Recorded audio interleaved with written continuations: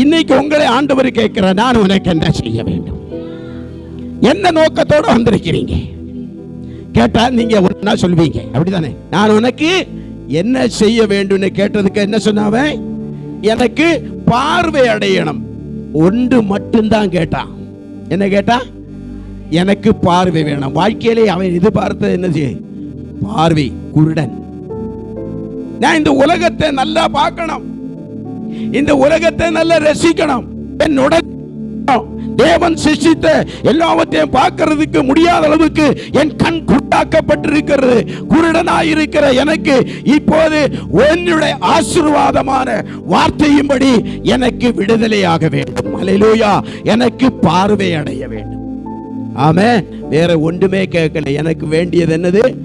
இறங்கும் தாவீதின் குமாரே, எனக்கு இறங்கும். எனக்கு என்ன வேண்டுமா? பார்வை அடைய வேண்டும் என்றார். அல்லேலூயா. பார்வை அடைஞ்ச உடனே நீ போங்கப்பா, எனக்கு பார்வை கிடைச்சிட்டு நான் என்ன செய்யறேன்? திரும்பி பழைய வேலைக்கு போகல. யாருக்கு பின்? தேவனை மகிமைப்படுத்தி இயேசுவுக்கு பின் சென்றார். அல்லேலூயா. அவருடைய வாழ்க்கை அதுவரைக்கும் ஒரு வித்தியாசமான, குருடனாயிருந்த எனக்கு கண் திறக்கப்பட்ட உடனே திறந்தவருக்கு பின்னாடி ஓடினார். ஒரு அல்லேலூயா சொல்றேன். இயேசுவிடத்தில் வந்த உங்களை அழைத்தவர் உங்களை சுகமாக்குவாரா? சுகமாக்க மாட்டாரா?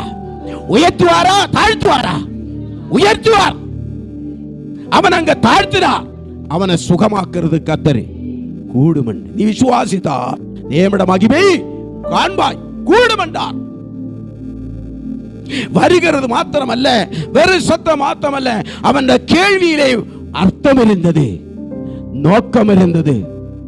அல்லேலூயா. நம்முடைய சத்தத்துக்கும் அர்த்தம் இருக்க வேண்டும்.